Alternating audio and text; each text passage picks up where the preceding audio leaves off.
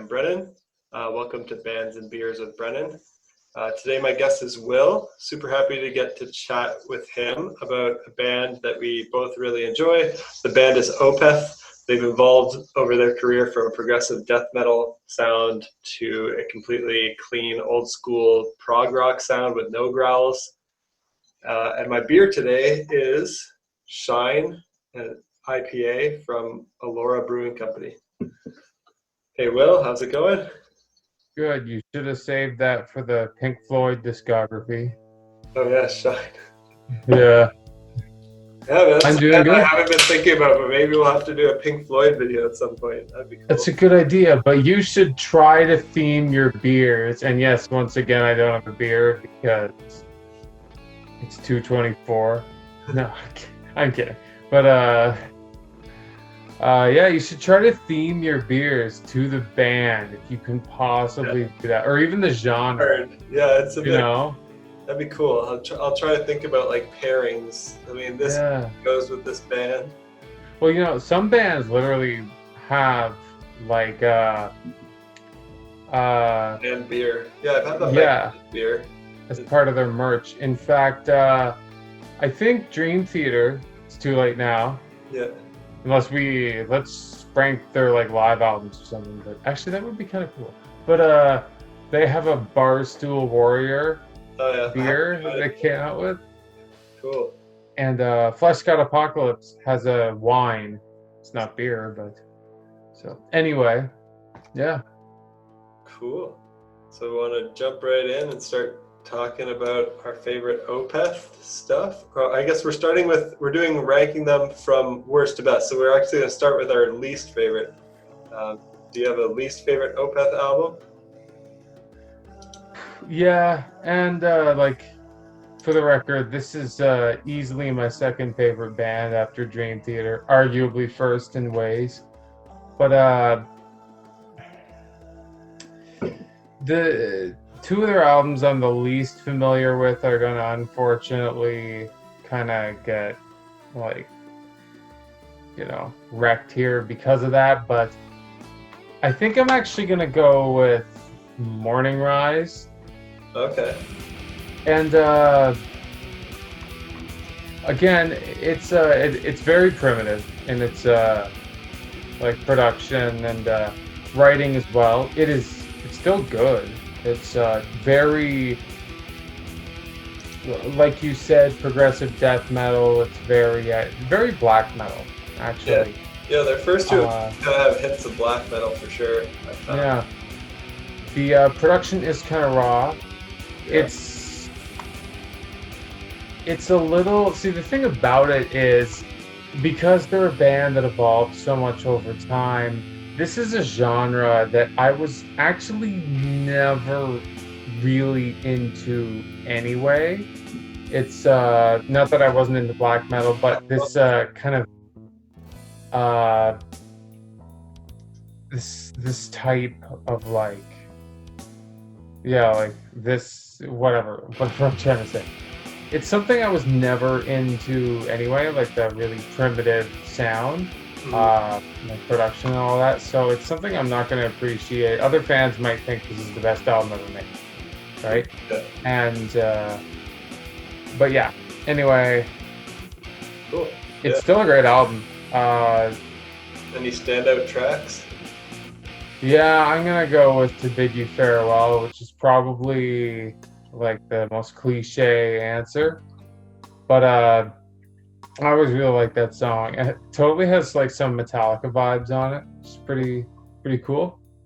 I don't know if you know the song well, but I don't know the songs on this album as well.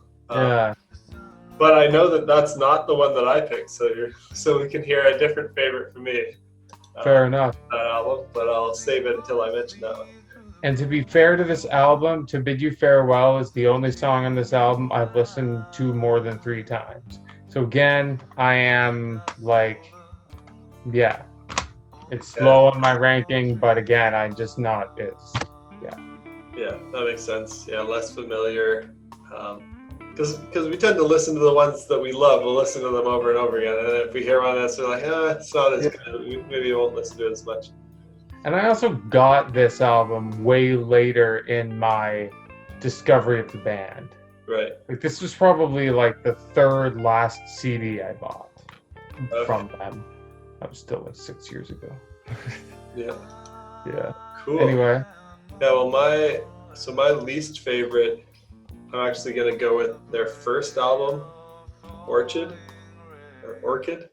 Um, yeah, it's still pretty similar to Morning Rise to me. Like they both sound kind of similar in that they have this medieval folky death metal definitely. sound with like hints of black metal. You know what I'm saying about like the medieval folk metal sound that it has. Yeah. Like these first two albums have, but none of the other albums really seem to have that. If people really like that, I could see how they like these albums. I'm not too big on the folk metal sound personally. I don't hate it or anything. I prefer kind of their progressive death metal sound over the folky aspects. Definitely. It's hard, and it's hard to even pick out standout songs of this album. That's the other reason why this album's near the bottom for me. Because like even picking a favorite song, it was hard. There wasn't anything that really jumped out at me. Like you said, the production on their first two albums is a little bit weaker than all the other albums. But my favorite song that I picked from Orchid was The Apostle in Triumph. Pretty cool, had a nice acoustic intro that fades out, some folk metal stuff, lots of instrumental parts, pretty brutal vocals when they're present, but also a clean singing part. Lots of good stuff in there. So I don't think they really have any bad albums, but if I had to pick a least favorite, this would be the one. Yeah. And that's funny you say that because you mentioned the medieval stuff and like I remember watching a clip of Michael Ackerfeld. Now this was years ago, so I could be remembering this totally wrong. But I think he was commenting on, in his own words, he was making fun of like how pretentious he was or something. He was like, oh, we were bringing like lutes into the studio and stuff, like, and he used the word pretension anyway. But yeah, another thing that like if you're into that, like it's cool to play around with some medieval instruments and sounds. Like I wouldn't mind if they had like one song on the album that sounded like that, but like they all kind of had that vibe, so yeah, it kind of got repetitive, I guess. And this, like, they really are hurt by their production. Their first couple albums and the performance, I find. Like the vocals, the clean vocals especially, it's just a little bit sloppier than in later albums. He's a lot better. Yeah, he's gotten a lot better at singing. Like the first few albums, even like the clean singing, he doesn't sound like a singer. He sounds like a growler who kind of just sings to bring some melody to the song. But in the later albums, he like really sounds like he's not just like a guitar player who's singing. He sounds like he could be like a pro singer. He definitely learned like a lot over time, definitely. Yeah. All right. So, your second least favorite. My second least favorite. And yeah, it's Sorceress. Oh yeah. Definitely. Oh, again, like this is like compared to their first couple albums, like obviously the production, I mean, this is the second last album, right? So yeah. This is the only. This album actually has some stuff that I find legitimately a little bit annoying, and that's why it's so low. In fact, it could probably be my first least favorite, but whatever. And that's the thing about this ranking for me, is this is my second favorite band, and actually coming up with like I'm probably going to change my ranking once the video is over, but I am going to make one during the video. Yeah. But yeah, like I think specifically the Wildflowers song number 3. I find like the main verse and whatever, I legitimately find it kind of annoying.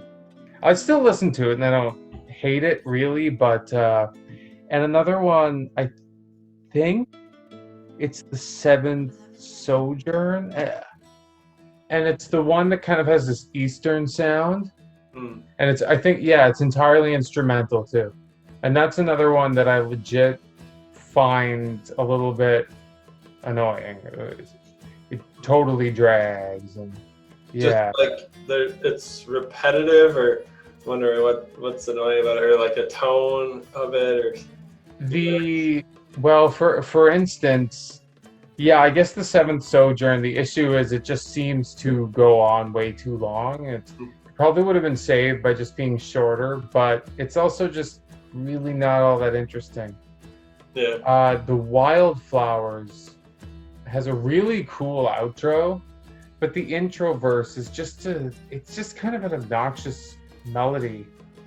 Uh, and it kind of surprises me that it repeats so much, you know?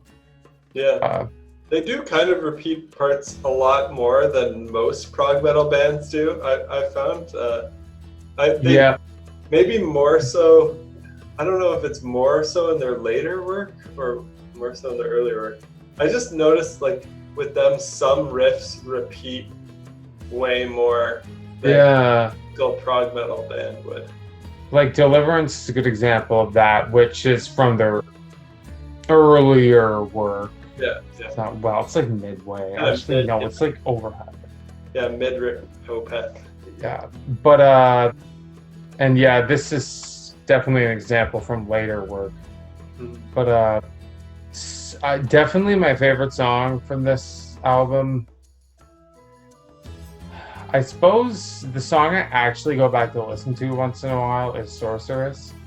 This is probably one of their only albums that this plus, yeah, well, I'll get into that. But yeah, I don't really go back and revisit this album much at all. Okay, so you think Sorceress would probably be your favorite track from Sorceress? Yeah, like sometimes I go actually actively go back to seek it out and listen to it. So Cool. definitely. Sounds good. Well, And, or any more stuff to say about Sorceress before you hear what my second least favorite is? well, the production's definitely better than Yeah. Morning Rise. Yeah, I think we can both agree on that for sure. Yeah. All right. Well, my second least favorite Opeth album is Morning Rise, their second album. Again, still that medieval folky death black metal sound. And another hard one for me to even pick a favorite song. Nothing too notable for me on it. The favorite song that I picked is Nectar. Starts with a nice evil riff. I noticed something interesting while I was listening to Nectar. I found that there's I think the outro on Nectar, it sounds pretty much exactly like a certain part in the song Demon of the Fall from My Arms Your Hearse. I think I know what you're talking about.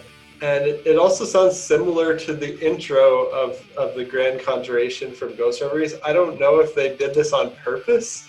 I think they must have, because it's like very, very similar sounding.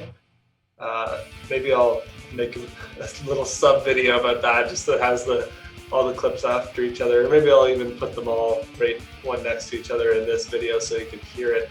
Yeah.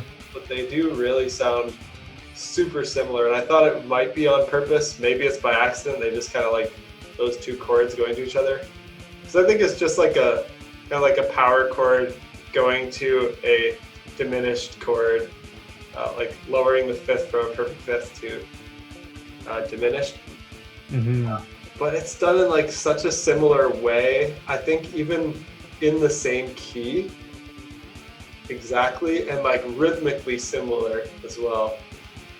There's another moment in their discography where they do I think it's definitely a different song because I think it's My Arms, Your Hearse, and Okay. something later where it's essentially like the exact same thing Hmm. that you're talking about. Yeah. But I mean, it happens, It Maybe it could is be, on purpose. it could be like, oh, we're gonna bring back this riff from this other album in this different context. It could be, or it could just be they wrote a riff and they forgot that they wrote the same riff Uh, before. I don't know. and then just call it self-reference when Yeah. you realize you ripped yourself off. Yeah. Cool. Well, yeah, not much else to say about that album. I mean, it's still good, but not quite uh, the kind of core Opeth sound that I love Yeah. so much. Do you think the production? How would you compare Orchid and Morning Rise They in sound terms of? pretty similar to me. Yeah. I feel like they probably used a lot of the same production techniques and Yeah. same instruments. I assume it's the same band, like the same lineup. I actually didn't really look at like when the member changes happen. I know Opeth has some member changes throughout their career. Well, I think Lindgren was there for the first couple, and Ackerfeld, of course. Yeah. Uh, I think Martin Mendez came in on My Arms, Your Hearse, Mhm. and yeah, yeah, I'm right. Right. Orchid, Michael Lagerfeld, Johann de Farfalla, bass and backing vocals, Anders Norden drums, Peter Lindgren guitar. And I think Morning Rise, I don't know if those other two guys are the same, but it's definitely still Lindgren. And I'm pretty sure Mendez came in My Arms, Your Hearse, and then Lopez came in the following album. Okay.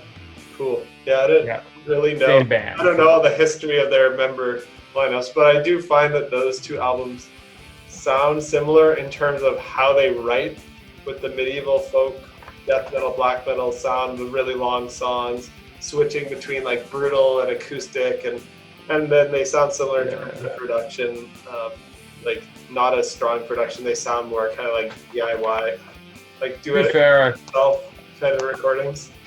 well, I think Ackerfeld just kind of wrote everything anyway, so I don't know if, like, definitely performance would be a factor, and obviously, even if you write everything, you're still influenced by the other members in your band, but Yeah, yeah. like their strengths, and like if you all kind of hang out and listen to music together, like their influences Yeah, when you get new members, even if they're not writing, they can change the sound.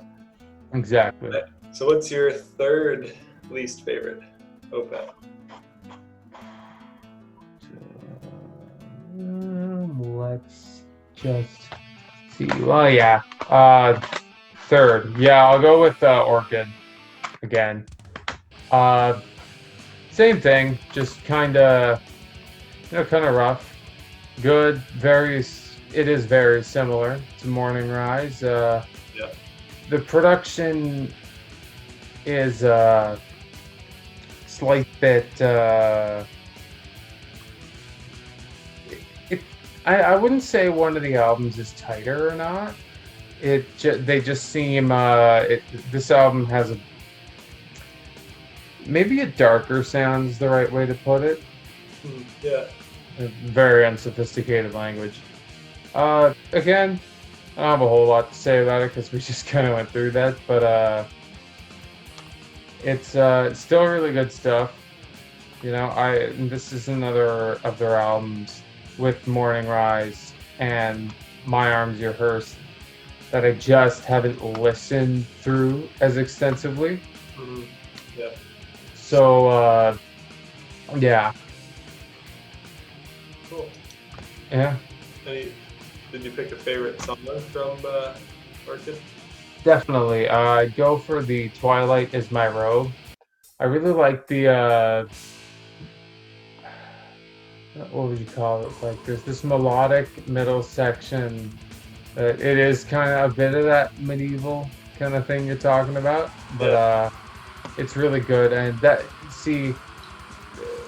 same in the same way that To Bid You Farewell off of Morning Rise is the song that I've actually gone back and listened to more than like 3 times. It's the same for that song in this album. So it that could very well change if I listen to the album like Yeah. in full as many times as I've listened to the rest of them. But yeah. Cool. Yeah, actually wrote down The Twilight Is My Robe as my second favorite from that album. So Okay. cool that we're kind of aligned on that one. I don't know. I could be wrong, but at this point, I feel like our rankings, I'm going to take a gamble and say they're actually going to be decently similar. But I could be totally wrong. Yeah, I don't know. I have no idea what your taste is going to be for future Opeth albums, but I mean, we both had their first two among our lower ones. I think that's pretty normal. I think most people who've kind of listened to all of it like can acknowledge that the first two are weaker.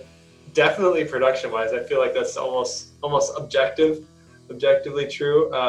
Performance too. Yeah, Like, for sure. Like they got just better at their instruments, better at singing.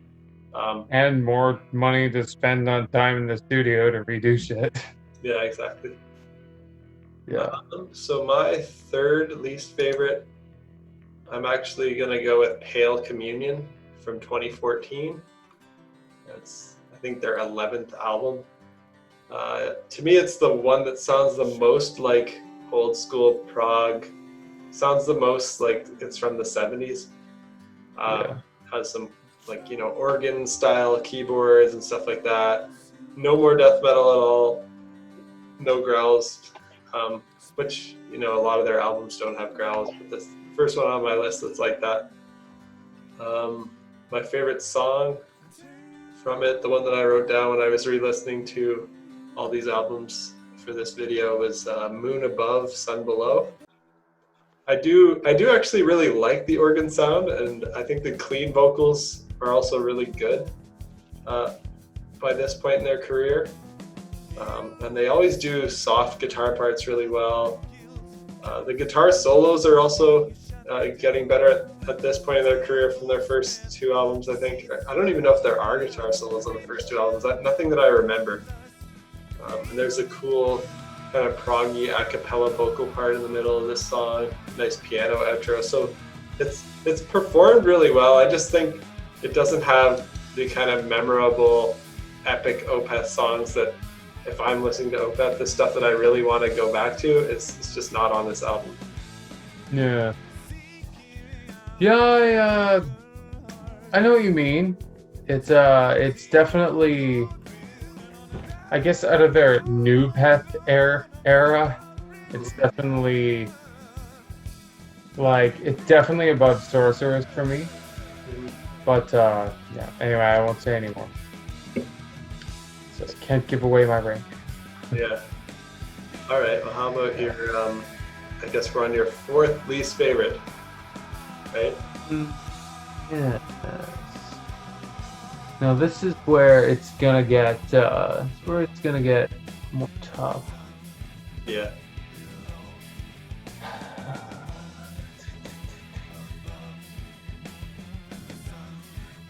That is tough. You know what? This might be blasphemy, but I'm actually gonna go with Damnation. Okay.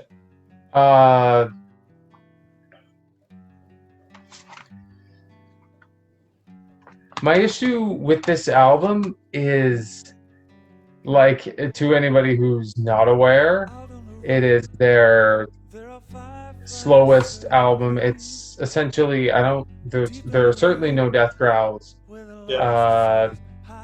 Certainly no, like, it's all essentially clean or like light distortion. Like, Yeah. the idea was to make a totally soft album. Mm-hmm. And I think the reason why, the thing about Opeth is, and I certainly like ballads and I like slower music, but I think where Opeth runs into trouble when there's an entire album of slow stuff is that they lose out on a lot of dynamics because Opeth music, unlike a band like Dream Theater, who varies in their, I can't think of a better word to describe it, but like these specific like emotions they convey. Like all Opeth music, none of it's happy, right?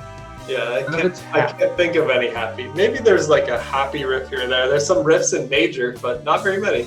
There's like there's a few riffs in Pale Communion, Yeah. and like, oh my god, that might be it. You know what I mean? And a couple in Heritage, but It's very sad. It's like kind of depressing, sad, brutal, angry. Like those are kind of the only emotions. yes. They don't have like, yeah, dance around. Like they don't have anything like that.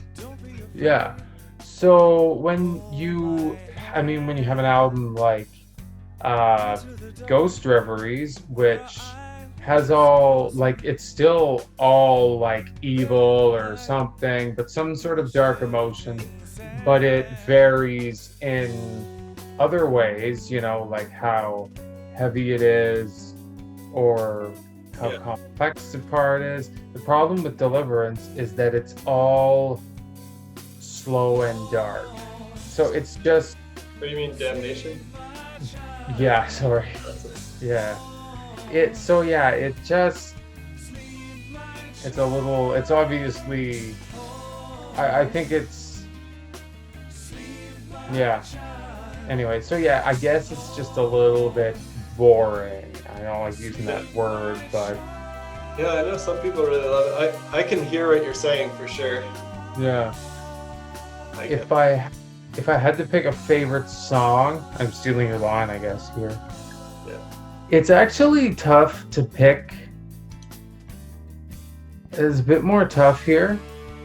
Yeah. I kind of want to say Weakness, though, which is the last track. Okay. And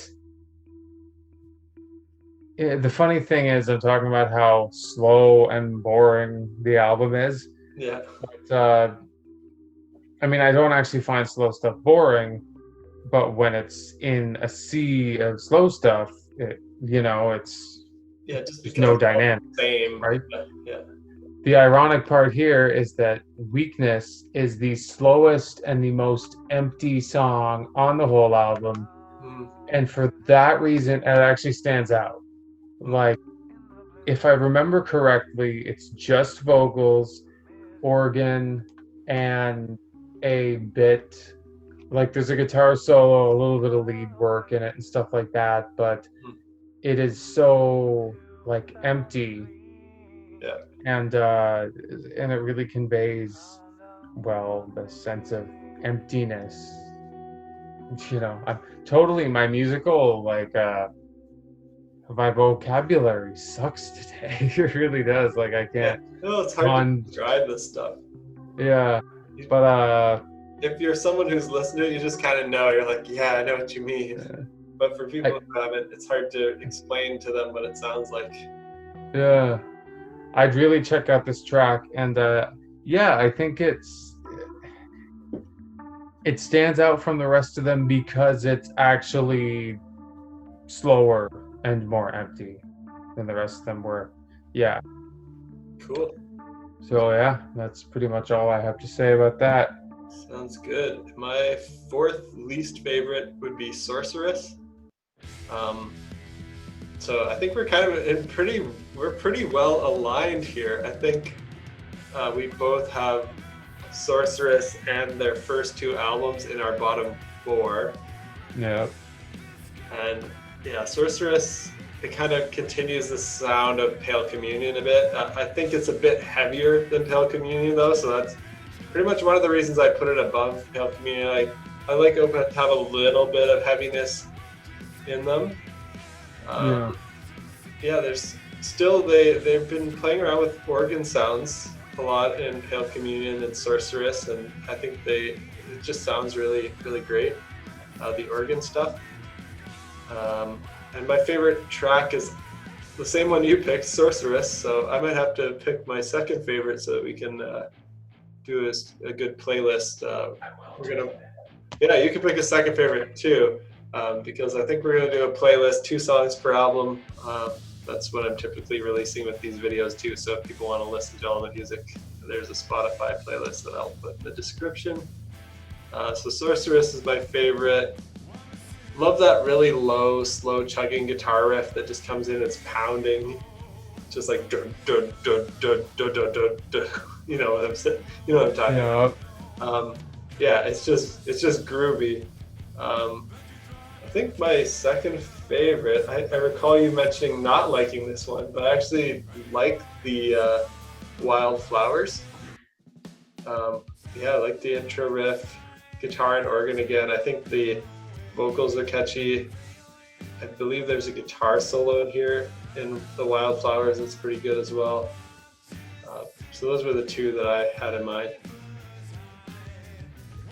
If I had to pick a second favorite,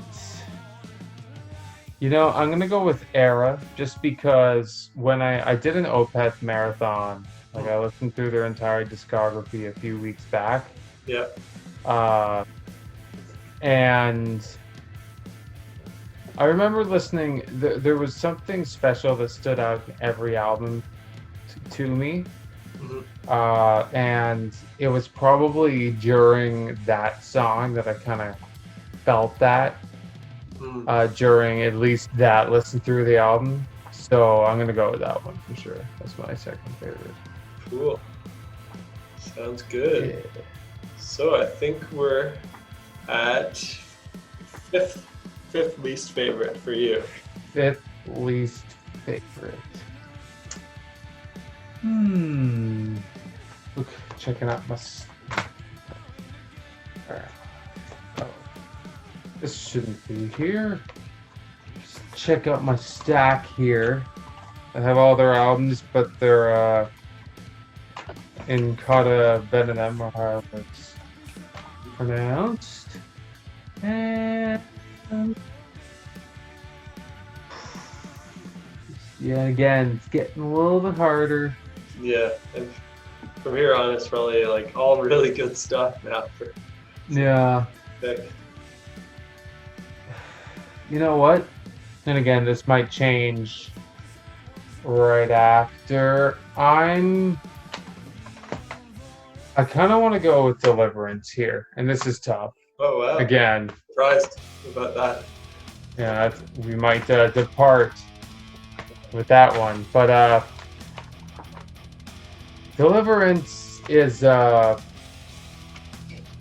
it's one I've actually grown more of an appreciation for lately, but I find it actually suffers from the opposite problem that Damnation does, where it kind of loses out on the dynamics of their sound a bit.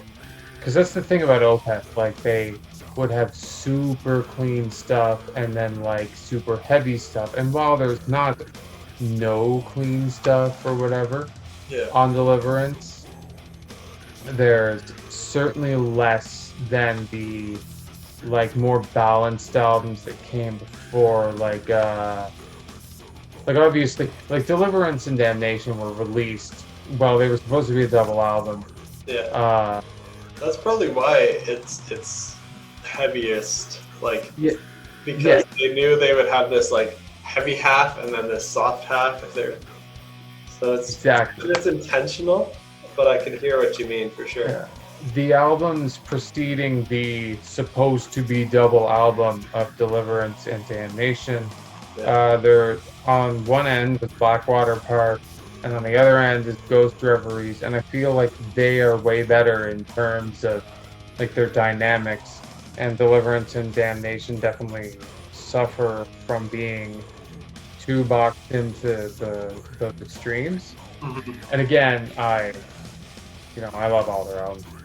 This one, it's a little bit too. I was never a big fan of the last song, for one thing, and when you're talking about a 13-minute long song, like out of I don't know the exact length of the album, but it's probably, I just guess 100 or an hour and 10 minutes. That's pretty bad. Yeah. And it's not a bad song, but I always found that once it, like, it's one it would start and it never grabbed me, so I'd kind of turn it off, and Mm, so. But that's kind of bad. I'm not a huge fan of the first song, Wreath, either. It's okay. mhm. So when you're talking about what I just like a 23, that's a 24-minute part of this album that I kind of just Yeah. yeah At least it's on either end, so you can kind of just skip the first song and listen to the middle, yeah. then stop before the last. And even the song Deliverance, which I do really like, it has some amazing parts. But I find it actually suffers from that thing you mentioned where like sometimes they repeat like riffs a lot. I Yeah, find this one could have been edited a little Deliverance. bit more. It could probably it's 13 minutes. You could probably edit 3 straight minutes out of it. Hmm. It's not too bad to listen to or anything. I still like the song, of course. If I had to pick a favorite on the album, I'd probably go for Master's Apprentices because actually, no, I'm gonna say A Fair Judgment Okay. because I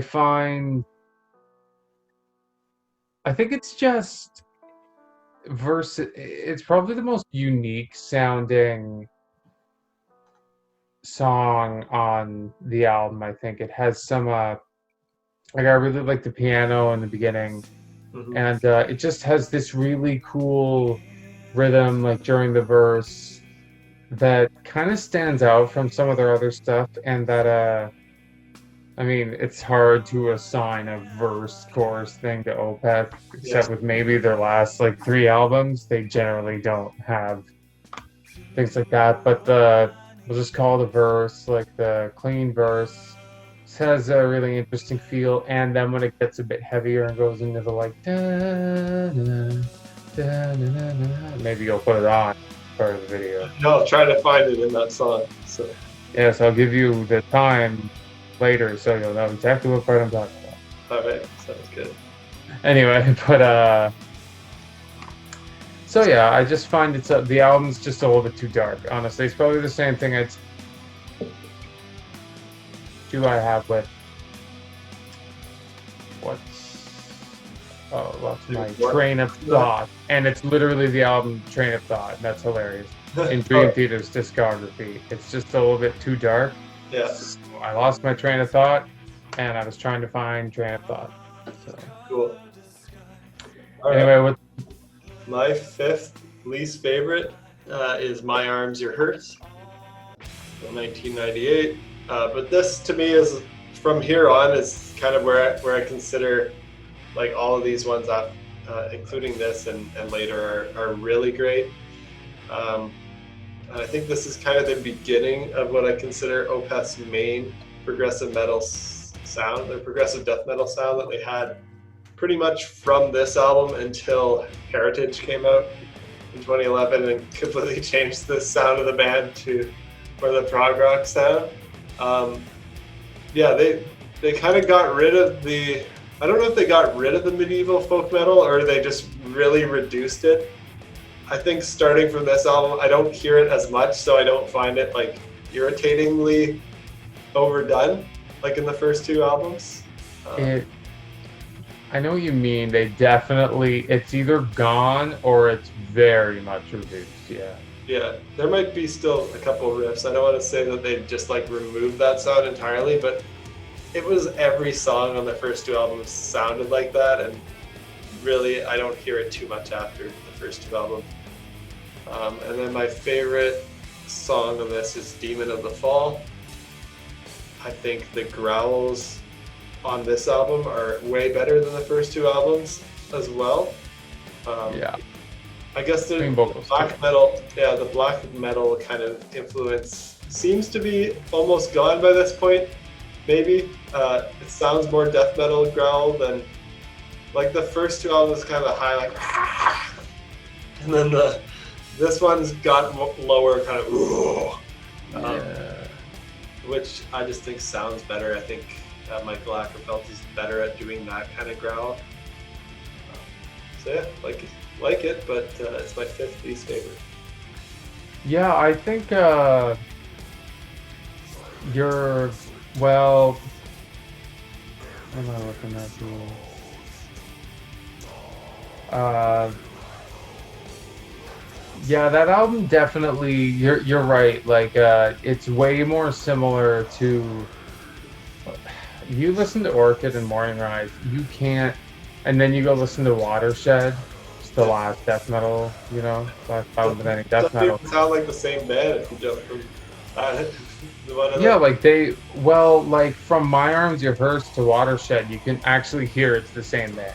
Yeah, Like there is a definite yeah, you can hear it. connection there.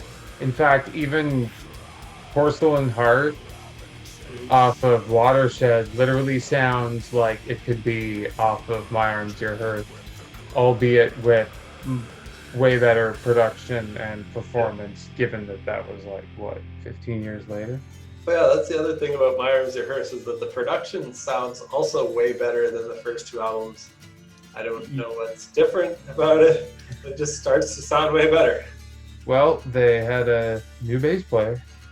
Yeah, Uh, it's not quite like I think the production got like My Arms Rehearsed was a major step up, and then the following two albums I think ramped that up to like real professional level kind of thing. oh yeah, for sure. But yeah, if we're done with that one, I Yeah, guess I'll pick my next. yeah. Your sixth least favorite. How many do they have in total? Let's see. They have 13 albums, so we're not quite at the halfway. Sixth least favorite. And you know what? This is tough. I'm gonna go with My Arms Rehearsed too. And so we'll just stay right there. Cool. Yeah. Because it was between this and another one. But the thing about this album is like Orchid and Morning Rise, I just haven't listened to it as much. Mhm. However, so it's tough to be fair to the album, right? And that's the thing. But unlike those first two, uh, and this was actually the last Opeth album I got, at least in Oh, physical really? form. Yeah, I got Incada Venom after, but only in digital. Mhm. But so I'm just really not as exposed to this album. However, it's so high up on my list because, like, just listening to it like twice. I've only listened to the album through twice. Oh, really? And it is, yeah, and there's just some really interesting stuff that stood out to me. And I'm like, I could see this being way up there. And that's why it is high on this list. I'd feel kind of unfair to place it above like maybe the next couple I'll go through just because I'm just not as experienced with it. But it's certainly a major step up from the first two albums. Yeah. And it has some stuff that sounded so good to me that I could even see it perhaps being above some of the next ones I'm going to mention. But just to be fair, if I had to pick a favorite song, I mean, I think one of those compilation metal albums had Demon to Fall on it, so I heard it when I heard that song and have been listening to that since I was in like grade 10 or 12 or 11 or something. Yeah. So that's the one I'm very much familiar with, but I'm actually not going to give it the first pick because listening through this album the couple times I have, there were just some songs that stood out to me way more, and I was like, "Ooh, that's really cool." So I probably, I'm almost. So I don't actually know the name of any of the songs, so I guess I'll just say "Demon of the Fall," but because I don't even know which song is which, I've only listened to it twice. Yeah, if you only listen to it twice, it's hard to remember track names. Yeah, but give me 3 more listens, and "Demon of the Fall," I can almost promise you, will not be my favorite song. Let's just put it that way. Yeah, I find it hard to remember a lot of Opeth song names too because I usually listen to their albums in full. I don't really pick and choose songs. I listen to them start to finish. Yeah. Just like I remember the riff. If someone plays a riff, I'll be like, oh yeah, that's a sweet riff. I remember that from this Opeth album. But if someone's like, what song is that? I'm like, I don't know. It's, but I remember parts. And another song from My Arms, Your Hearse that I remember being pretty good is April Ethereal. Has some really fast double kick, like almost has a black metal sounding guitar part at the beginning, if I recall. Yeah, there's still a bit of that black metal kind of sound, but it's more their own. Like it's still that sound, but it's more unique. Yeah. Yeah. Awesome. So that was your sixth least favorite. My sixth least favorite, I have Damnation from 2003, which, as we discussed, you have that in your bottom six as well. It's kind of like their acoustic album. It's not fully acoustic or anything. They do have electric guitars and kind of like jazz sounding guitars, and maybe they even use a little bit of distortion here or there, but it's pretty much clean, a lot of acoustic. It's their very first album to have 0 death growls, but luckily they returned to death growls after this still, so it's not this isn't like this. It's not the start of their abandoning death growls phase. It was just like a let's dabble in making something that has no death growls, and then later they decided to completely abandon them at Heritage in 2011. But Damnation, I agree with you. It all kind of sounds the same. It's still really good, like really beautiful stuff. Basically all sad, soft, slow acoustic songs. The melodies are really good. Favorite song that I picked from that one is the first song on the album, Window Pane. Soft, hypnotizing, clean guitar intro riff. I think there's a mellotron in the outro, so it's kind of got some nods to 70s prog. I think mellotron was a really cool proggy instrument. Yeah, it's a good song. Any other thoughts on Damnation? Well, at one point, I'll say that at one point, Window Pane was my favorite song. I think it's kind of one of those that I over-listen to. And now, if I listen to Damnation, I'll skip it and go right for the second one, which was easily my second favorite. And see, Opeth is my second favorite band. I should be remembering these song names. Yeah, but, in my time of need. Yeah, in my time of need. Okay, cool.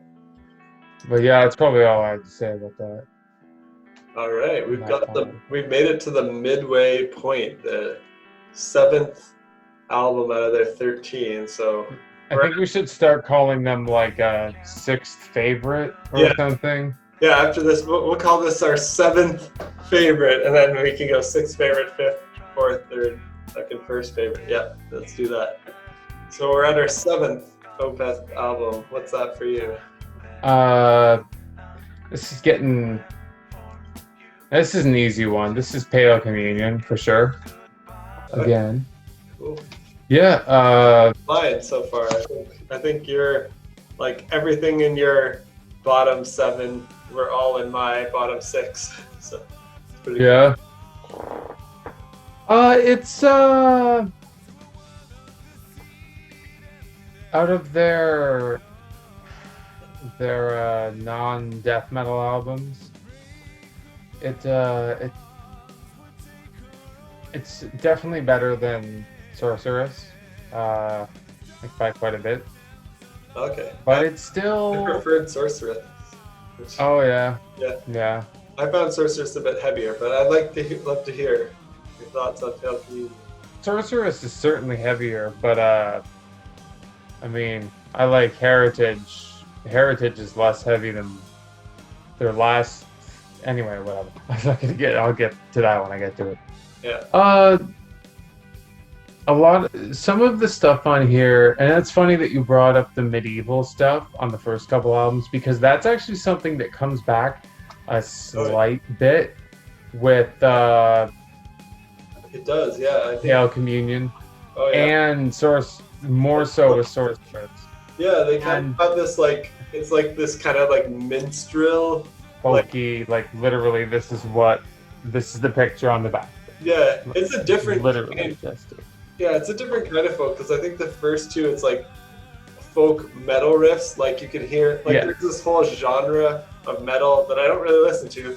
Maybe I'll check some out at some point called folk metal. Yeah. I've heard some of it where like the riffs just kind of sound like that. But then I think Sorceress and Pale Communion, it actually kind of sounds like what music from like hundreds of years ago would have sounded like with like the traveling minstrel lute player song. Yeah. It sounds like that a little bit. And to me, and again, like second favorite band, I sound like I'm absolutely trashing them, but it this album and Sorceress are the only ones out of their discography where I can actually hear what I like to call pretension. Uh, yeah, and like I don't know, I find like some of this, I don't know, I don't like stuff like this. If that's what it's just.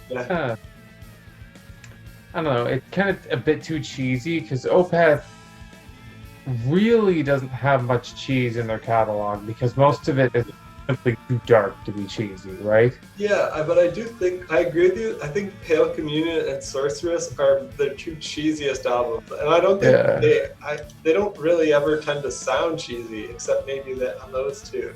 Yeah, and I mean, I don't like the cheese. That's about it, you know. Like they're a band who I always just took very seriously because their music is like all serious, except for a couple moments on these two. However, this album still does have some amazing parts. Eternal Rain shall come, will come. Wow, again, like second favorite band. I should have their fucking song names right. But Eternal Rains Will Come is a fantastic song. It's not my favorite though, but I'm gonna list some specific parts of this album that I absolutely love. Okay. There's that. Though I don't like the first half of this song, Voice of Treason, the second last one. Okay. The second half of it is just fucking amazing. And then the way it goes into Faith in Others, the last song, which is definitely my favorite, is just amazing. Like the way it all goes together is like some of the best music in my opinion. Like not even just from the band, just nice. Well, you make me want to listen to it again because it sounds cool. I do want to hear. I want to listen to it again and like hear all the transitions from song to song. See, I don't even really like the first half of Voice of Treason. In fact, I find it kind of has that, they're trying different things and that's cool, but it's just a little bit repetitive, yada, yada, yada. But that second half is amazing. Nice. But this album, I don't like Goblin because I just find it kind of like it's a boring moment. Elysian Woes is a little bit meh. And actually, I'm not a huge fan of Sun Above, Moon Below, although I do really like that hook. And when they bring it back in River, it's really awesome. I didn't even notice that they brought it back in River. Yeah, what do you call that again? Do a call back in River, except they do it like way better in my opinion. Like the way it brings it back, amazing. Oh, neat! Because I did write River down as my second favorite from Pale Communion. So maybe that's why. Yeah, I just it has didn't notice. Yeah, but this album has, I find, some of the best material that they ever made, and also some of their like blandest. So yeah. Yeah, I can see it's a bit of a mixed bag. Yeah. Cool. Certainly better than Sorceress for me though. Neat. All right, well my seventh favorite Opeth album is Heritage from 2011. And I think everything after this, like this and above, it's just like these albums are so amazing. So I still really, really love Heritage. Yeah. I love the piano intro. And I think it was a bold move too when they made this album because this is their first album in their new era, kind of their new prog rock sound, where yeah. It's the end of an era. Well, I guess Watershed, the album before this, was the end of an era where they actually growled. And here, they're just they didn't like wean it out. A lot of bands will kind of just start growling less and less. They're just like no. Before they growl a bunch, and then this one, no, not at all, never again. And Yeah. like bring it back in the album after Fan Outcry. They're just like it's just not a part of their sound anymore, which is bold. I like when they have growls. I kind of prefer some of the stuff with growls, but I also like that they know what they want and they just do it. And I still like their stuff without growls as well. So yeah, my favorite song on this one is Slither. It actually is kind of heavy. So this is one of their softer albums, but still some of the riffs are heavy. Slither has kind of awesome fast, heavy riffing. Pretty much the whole song except a soft outro. It just kind of hits hard for me, even though it's on their soft album. So I found that to be a good song.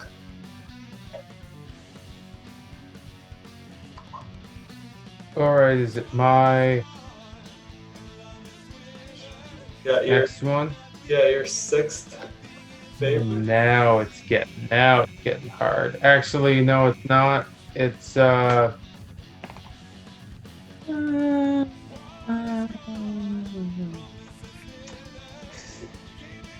I guess. Oh man. Yeah, a little hard. Yeah, I was right. Sure. I'm gonna say Ghost Reveries. Oh my god. Sorry. It's again, it's getting tough here. Yeah, this album is obviously amazing, but I feel like unlike some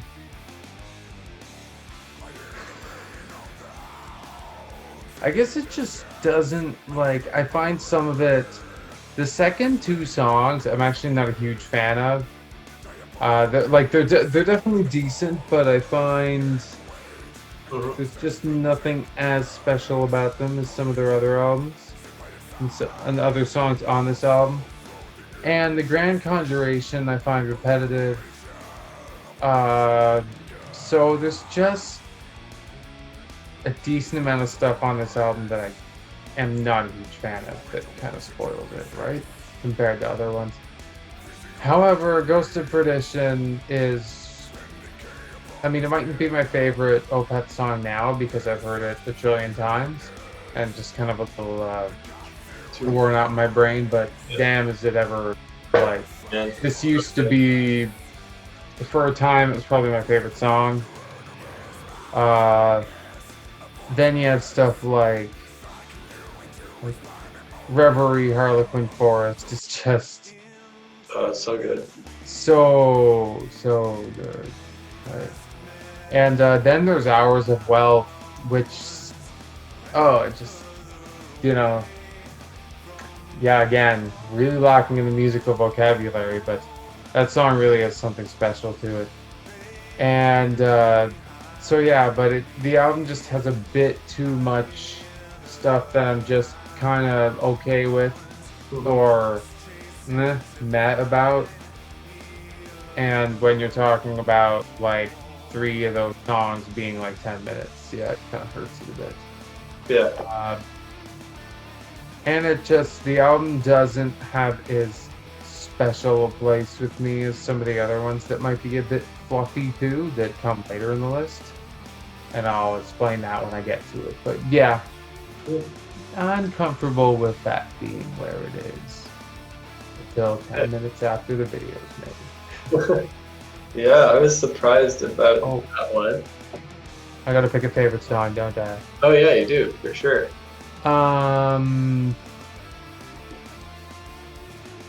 Yeah, and see, here's the thing. There's like looking at this list. There's nothing here that I'm really all that passionate about. Even though 2 of the songs on it, at one point, like Ghost of Perdition and Reverie, Harlequin Forest, were at one point probably like my favorite songs, kind of thing. But you know, I guess I'll say Reverie Harlequin Forest because I find it has it has the best of like all worlds with Opeth's music, where it has really awesome heavy parts. It has like the end, the rhythm, like it. Jeez, musical vocabulary. Yeah, I want to hear that again. I remember I'm trying to hear that rhythm in my head. I remember it's awesome. Dun, dun, dun, dun, dun, dun, dun, dun, dun, dun. Oh yeah. Yeah, Dun, dun, dun, dun, dun, and dun. that's a rhythm I've had literally stuck in my head for ages. Like, and when I pick up a guitar and I want to jam some rhythm stuff, that just comes out, right? Wait, I love Um, that part. Oh my god. So but this song also has such a good opening, and that whole it's like it's very strong in like all respects. So I feel like it's hard to not give it first place. And yeah, so that's probably all I have to say about this album. cool. So Reverie, Harlequin Forest.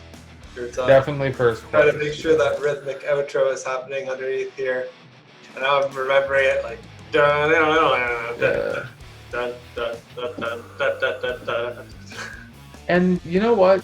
The interesting thing about, and I wanted to point this out somewhere in this video, but I guess I will right now, is that's one thing that kind of came a bit later in Opeth's career, and it's the fact that around the time of Deliverance, I think, like they had already had their kind of death metal sound and all this melody and all this really awesome stuff, starting with My Arms, Your Hearse, and they had a definite foundation. But I think it was with Deliverance where kind of they kind of started doing more complex rhythms, and they'd have parts that were interesting solely for the rhythm of the section. Like a good example might be the end. I mean, the ending of Deliverance is a prime example, and there are other ones that I sadly can't remember on Deliverance. But Yeah. and then Ghost Reveries has like I think the end of Beneath the Mire has this ridiculous heavy like total off time rhythm that is really impressive, and this is one of the things I remarked at when I did that marathon a couple weeks ago.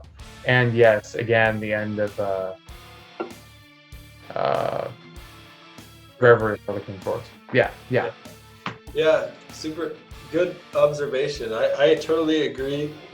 And rhythm is like maybe one of my favorite and most important kind of elements of music that I listen for. Obviously melody is super important, but something that really grabs me is rhythm. I feel like that's kind of something about hooks. What actually hooks me to a song tends to be a rhythm, and I think they really got into rhythm. I agree. Around Deliverance, they upped their rhythm game.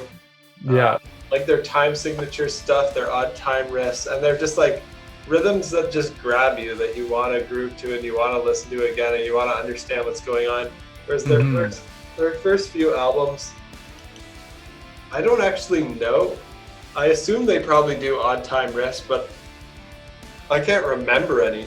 Like, I don't know if they even do weird time signatures because it's not like obvious. The rhythm's not at the forefront. It's more like the atmosphere that's at the forefront. It's like The melody, yeah. melodies and just changing from like heavy to soft. That's kind of the main thing that they were doing at the beginning, is just like hit you really hard with like heavy, and then go soft and then hard. They weren't so much playing with time.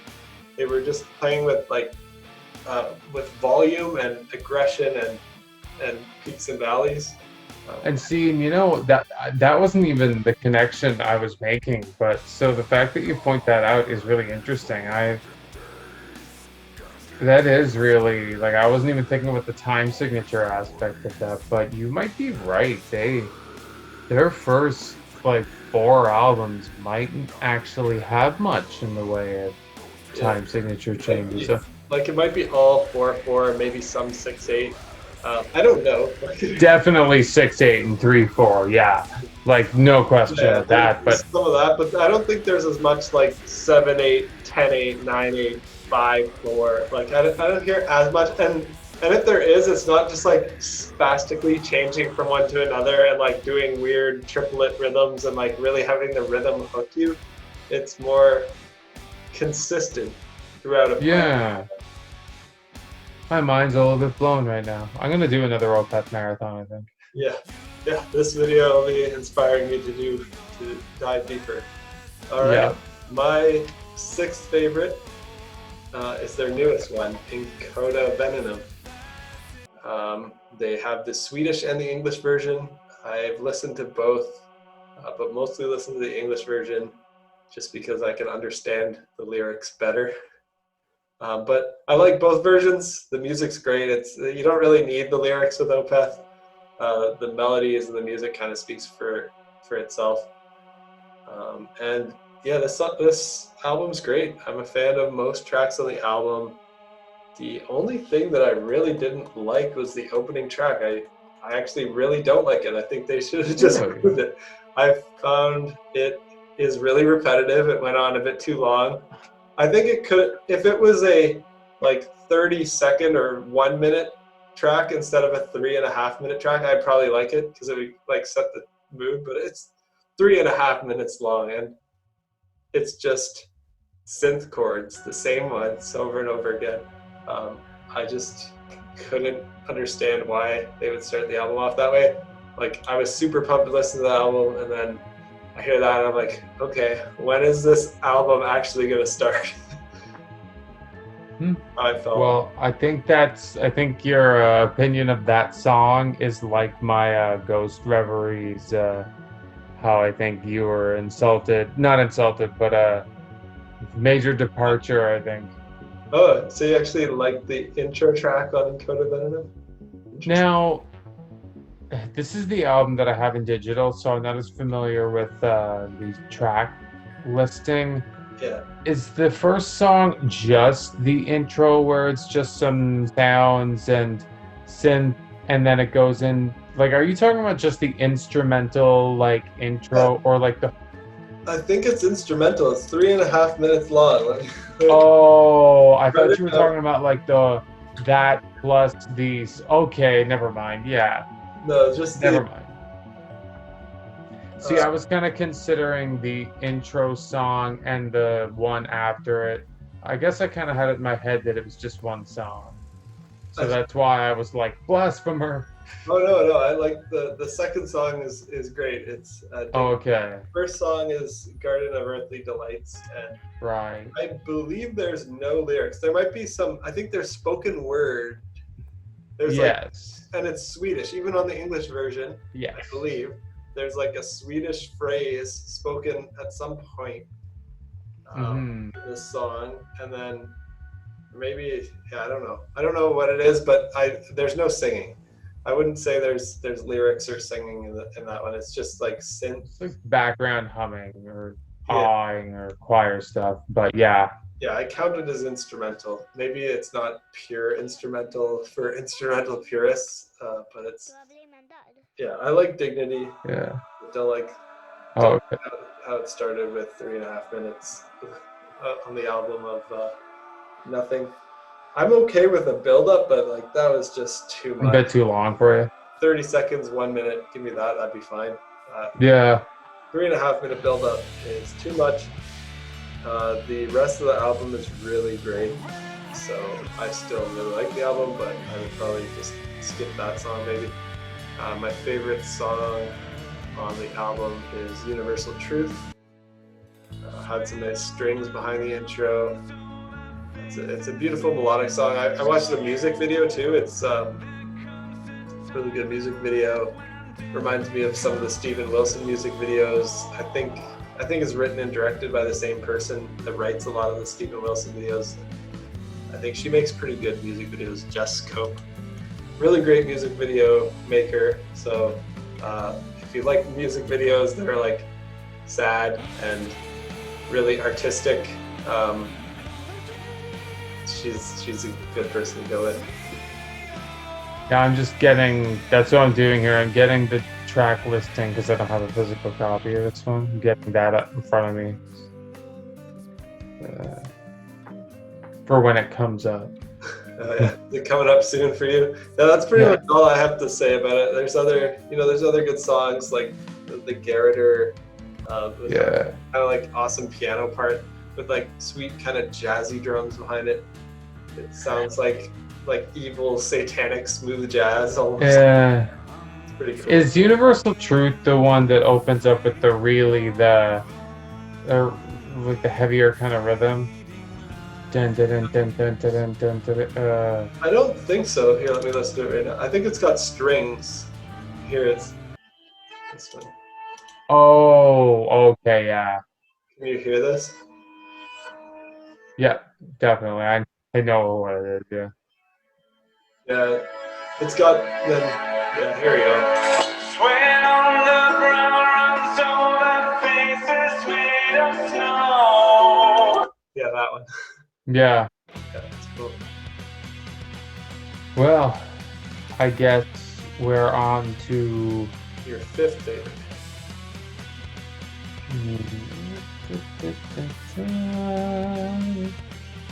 I guess at this moment, I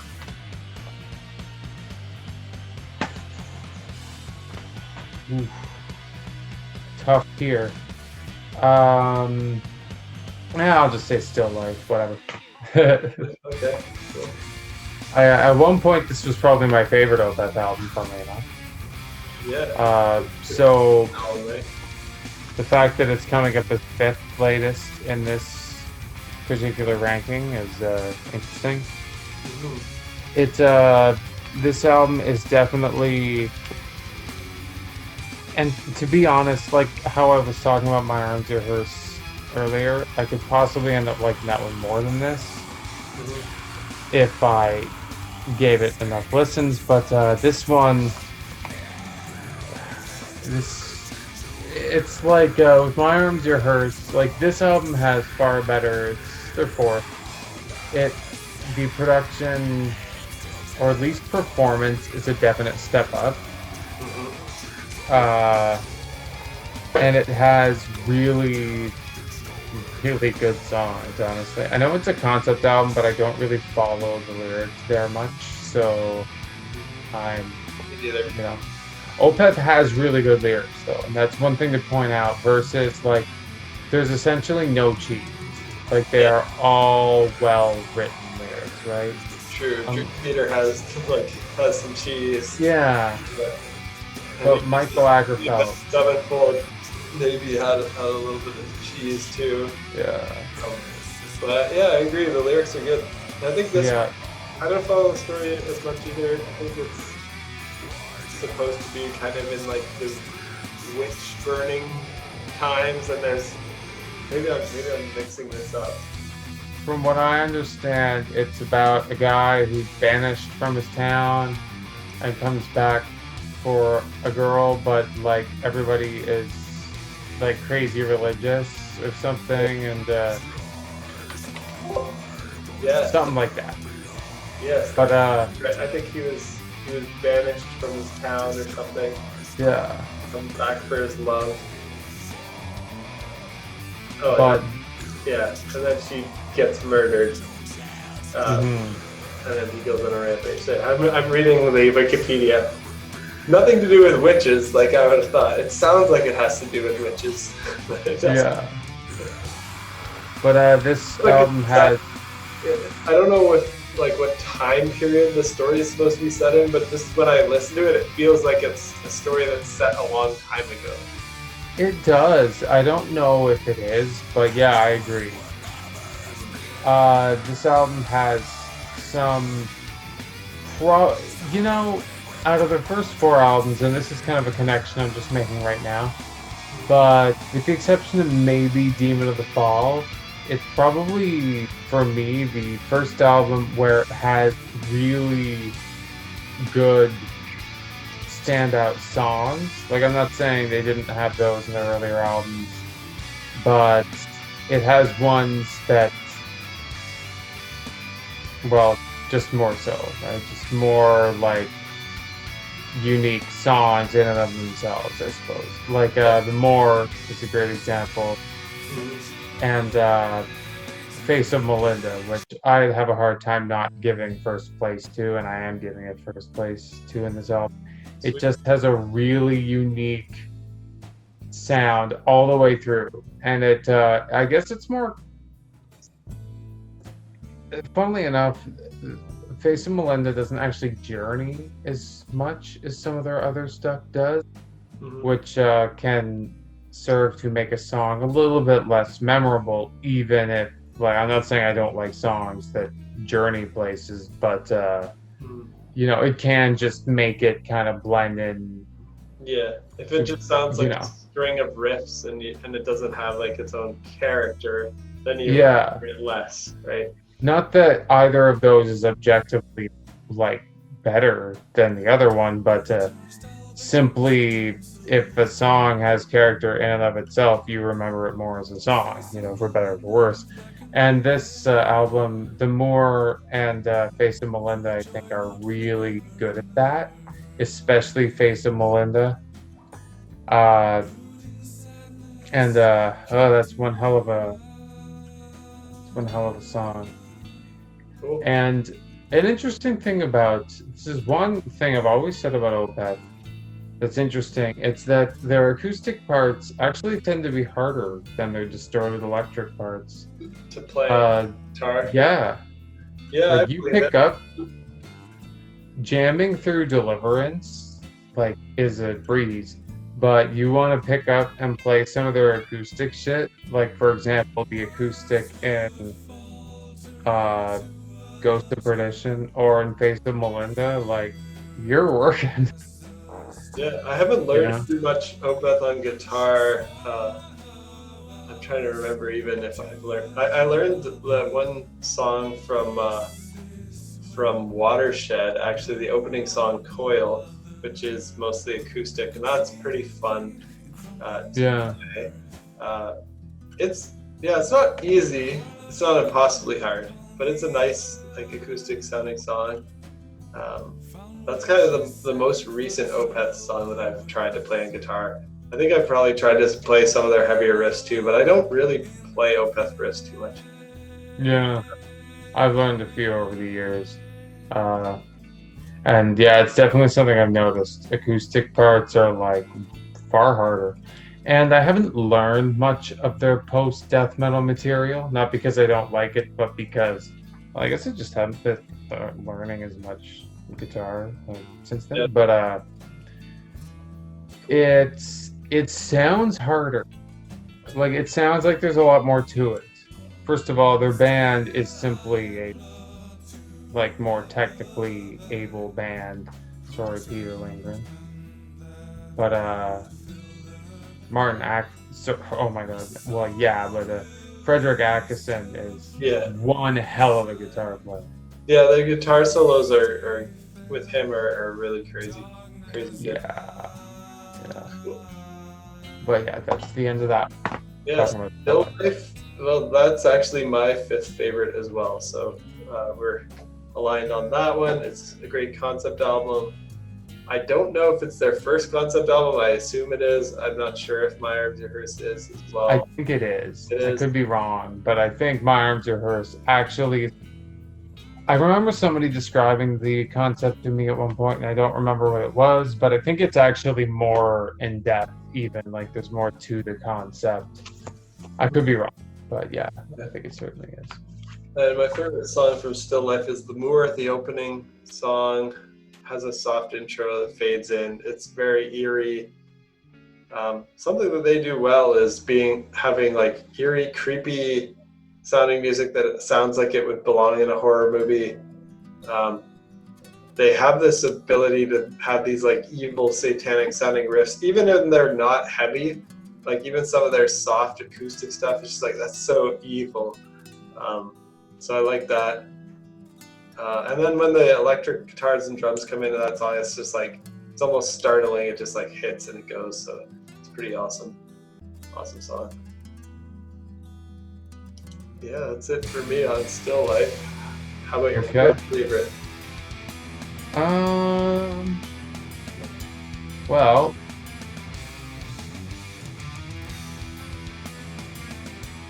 All right, I guess kind of tough Yeah. because at this point, okay, fine. I'm going. We're at their masterpieces now. It's very hard to. Yeah, I'm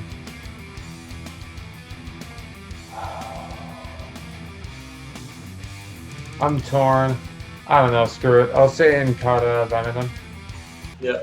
The thing about that album that I want to put it higher, but well, I like.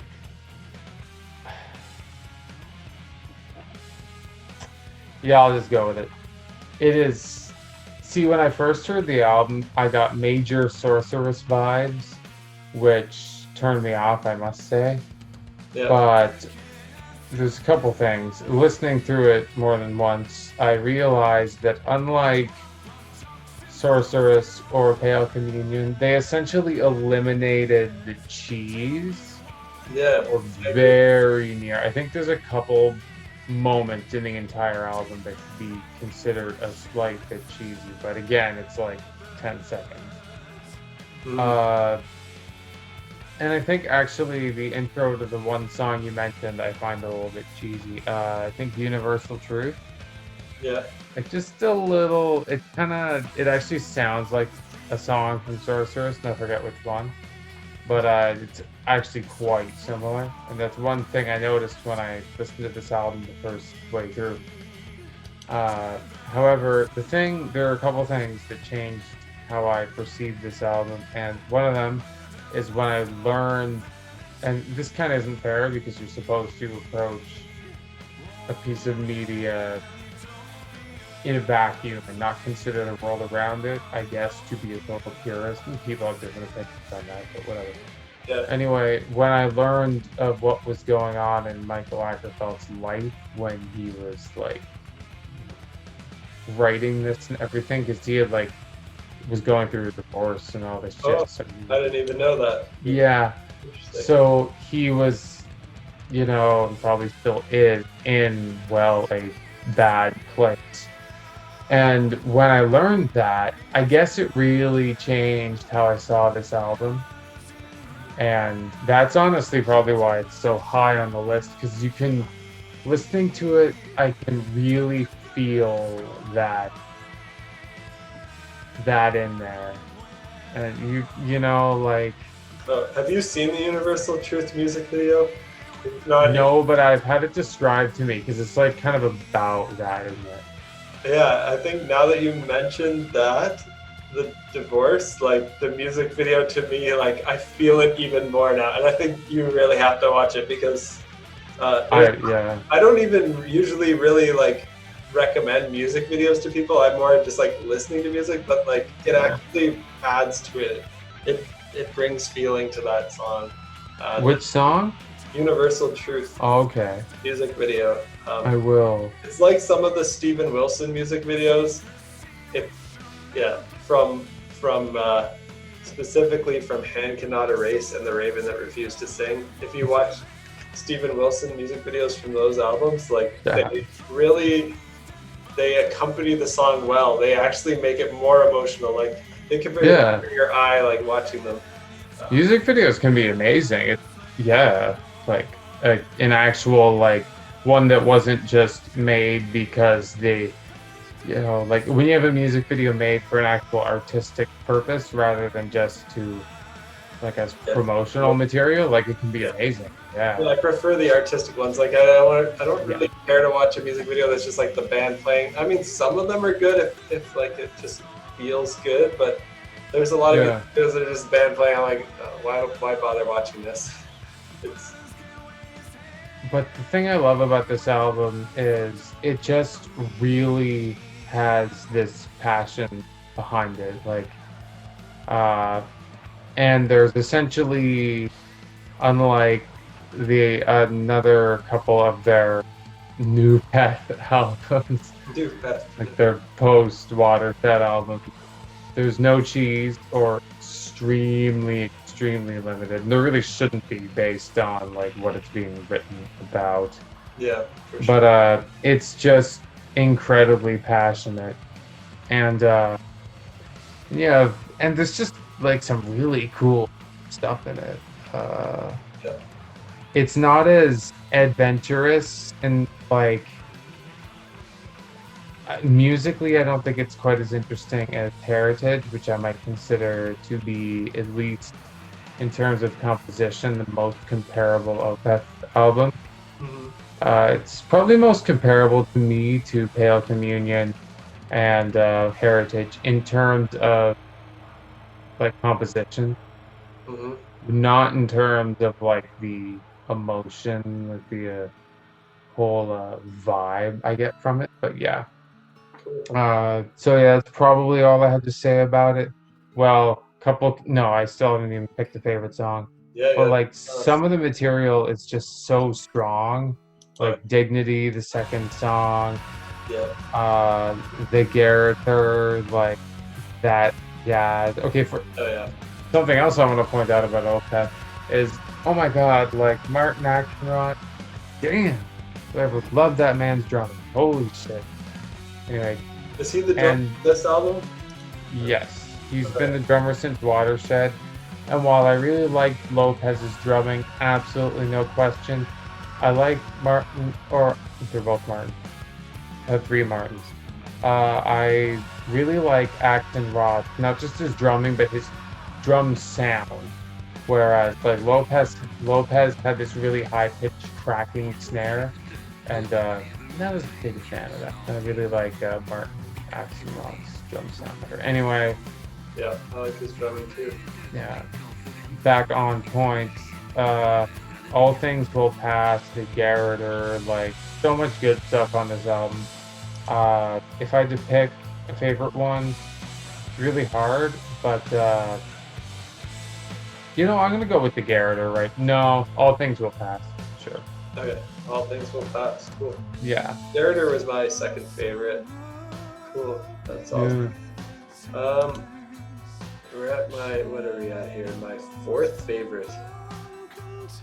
Mine's Blackwater Park, 2001. I think for many people, I hear this is the fan favorite. Like when you read stuff online and like the best Opeth albums ever, like a lot of people put this as number one. I could see why people really love Blackwater Park. I understand it. I really love all my top four albums. It's just not quite as good for me as the other three that I'm going to say after. My favorite song on it is the title track, Blackwater Park.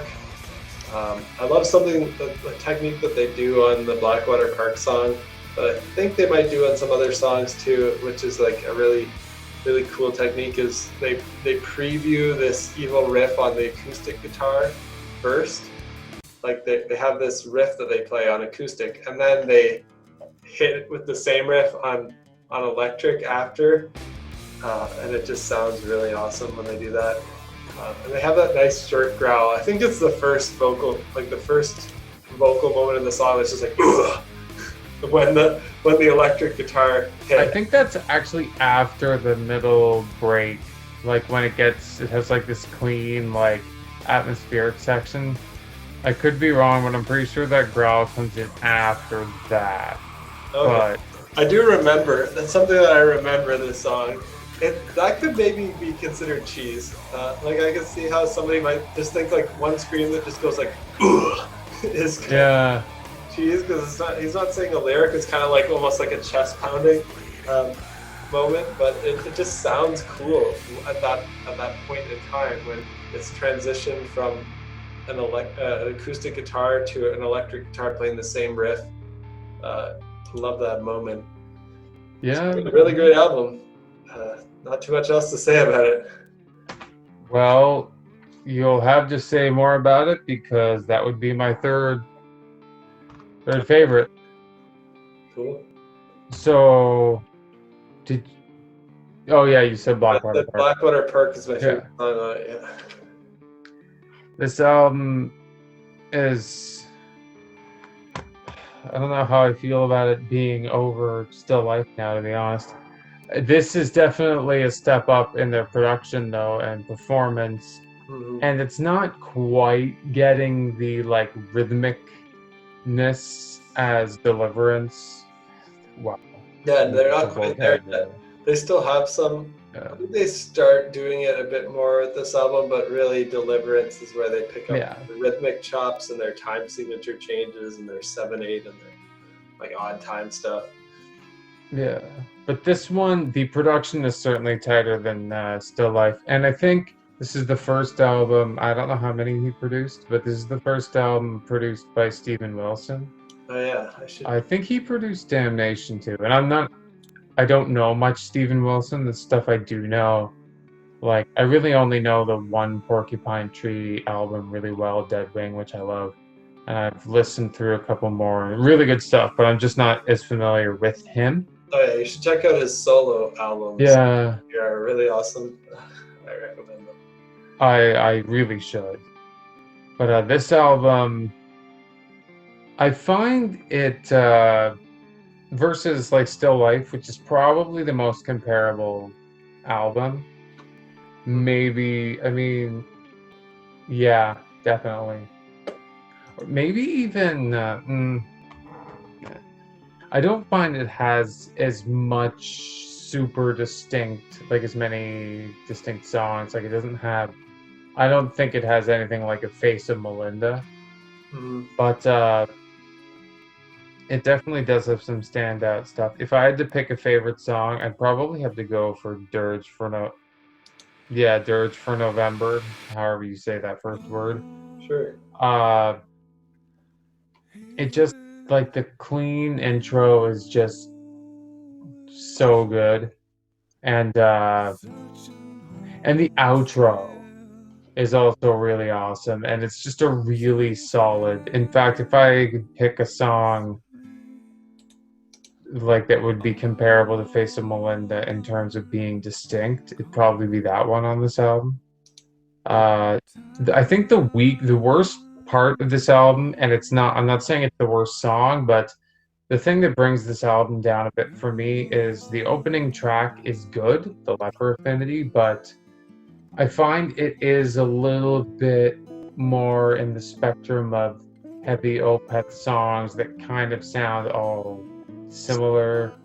I kind of put it in the category with Bang of the Hounds and Mhm. Beneath the Mire, where it's a little bit more forgettable and it journeys a lot and isn't too distinct, which I think can hurt the album a little bit just because, what I'm saying. But the only reason I bring that up is because the rest of the album is really good.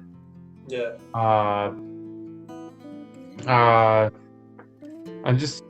I think the only song on here that like is kind of whatever is the Funeral Portrait. I don't know, that main riff kind of gets me. I find it kind of cheesy, not in a like pretentious way like some of the stuff on Sorceress or Pale Communion, but I just kind of like weird choice. But so much good stuff.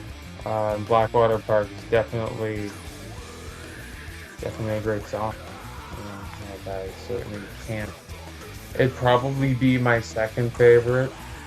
Blackwater Park. Yeah. Okay, cool.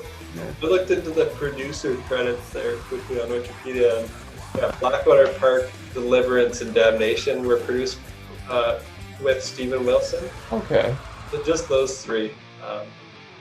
After that, I didn't work with him in a production capacity. But I know that Michael Ackerfeld and Steven Wilson are friends. I believe they even have like a little side project they do together. I heard the album, I think it's called Storm Corrosion or something. Right. I listened to that. It's also really good.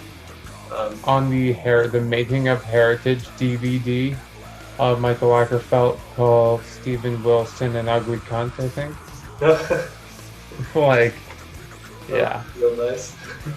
Yeah. I think that's. I think they're like best friends. So it's probably. Yeah. So it's just funny, and he says it, and he just total straight face, like he doesn't fucking like miss a beat. Total Deadpan. It's great. Yeah, he's actually a funny guy. I saw Opeth live, and Michael Ackerfeld Yeah. a lot of jokes, which is surprising. Like you would think from their sound of it being like depressing and angry and sad and like serious, him like cracking jokes between songs. It was actually pretty funny. Yeah, I've seen them 3 times, 3 or 4. Anyway, I saw them in Guelph, and yeah, what he gets up there and he's like, "Hello, Guelph." I know that's not the sound of me clearing my throat. That's pretty good. That's great. Yeah. Yeah, everything. Stephen Wilson is really great. Everything he kind of touches. I mean, he has a few weak moments here and there, but Porcupine Tree is a great band. His solo stuff's good. I know he remasters a lot of 70s prog rock classics too. So he kind of makes new, more modern produced versions of them that I've heard are really good. I think I've listened to some of them, but Nice. I'm more into hearing his original music though. My third favorite? Yeah, third favorite. Is that where we're at? Yeah, Deliverance. Yeah. For me, from 2002, I think it's just a progressive death metal masterpiece. I know, I hear what you were saying about it not having as many like ups and downs and as many soft moments because Damnation was kind of written at the same time, I assume, and like meant to be the softer half of this double album idea. But I still find Deliverance really awesome. My favorite song on Deliverance is the title track, Deliverance. I picked the title track. Blackwater Park, I picked the title track. Sorceress, I picked the title track, and this one I picked the title track. And I think the guys in Opeth, they know which song is the best on the album, and they name the album after that, I guess. This one, it starts with that kind of like dissonant tritone 7/8 riff, and the ending rhythmic breakdown is just so epic. It's kind of like that and the Reverie Harlequin Forest ending rhythm that we talked about earlier. Like those are just the catchiest rhythms that I remember from the Opeth discography. Just like wanting to hear it over and over again. Yeah, that's pretty much it. All I have to say about Deliverance. Really good album. Yeah, I find that ending of Deliverance, it is really awesome. I always felt it could be cut a bit, but they do repeat it a lot, for sure. It's not a huge deal. Yeah, get into the groove, vibe with it. Did you say that was your third? Because you have at least 3 that you didn't mention. I think I've really. You definitely have 3. Anyway, which did I not mention? Maybe I screwed up somewhere. Let's just keep going, and I'll let you know which one you left out. Okay, sure. Yeah, and then just put it somewhere. How about that? Sure, yeah. But I'll probably remind you because I mean, at least 2 of my next one. Anyway, okay. So this is my second favorite. As long as you're done. Yeah. Okay. Heritage. Nice. Yeah, I was a death metal fan. And I remember when this album came out, and I looked at this cover with all their heads in the trees, and I was like, that looks retarded. I thought it looked so cheesy and stupid. And I remember listening to The Devil's Orchard and being like, where are the really heavy guitars? Where are the really heavy guitars? Yeah. Where are the fucking growls? That was me when this album came out, like probably 70% of their fan base. Oh yeah, I think they lost a lot of fans with that. Like that transition is probably when they lost the most fans. Yeah. From the death metal purists and elitists. Yeah. But damn, it's just over time. Damn, it's just good. Yeah. I find musically, again, the only reason Incata Venom beats it is kind of because of this. That album just has such a strong passion because of like it's what it's based on and everything, right? Mm. Uh, but this album, I think, is certainly the best out of their new Pet album in terms of, and I know a lot of people do not agree with this, but composition.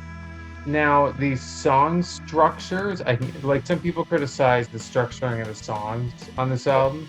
I can kind of see that. Like, they kind of jump around a bit, but in a way, that's actually what I kind of like about it.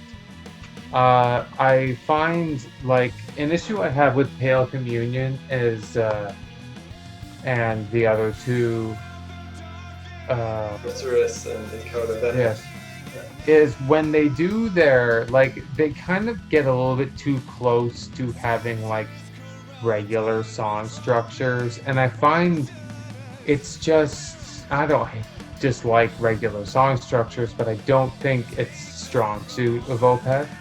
Yeah.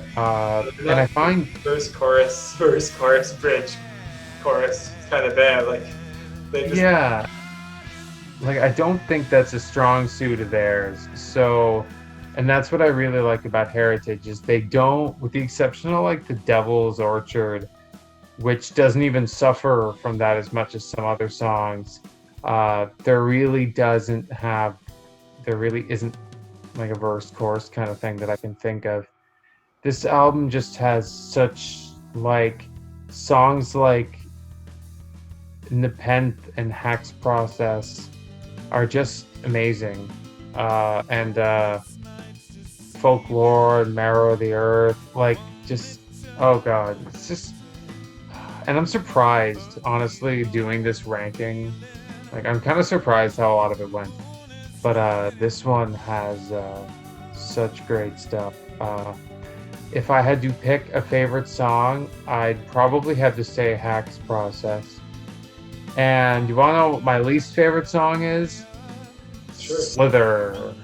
Interesting. Which is the one, because Yeah, you said it was your... Yeah.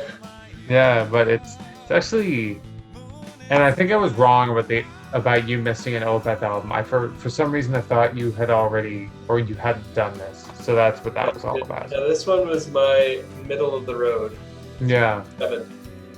I love this album. I find it musically, like, oh god, that outro, like with the bass to Hack's Process, like with the bass and the guitar there, it's just totally something else.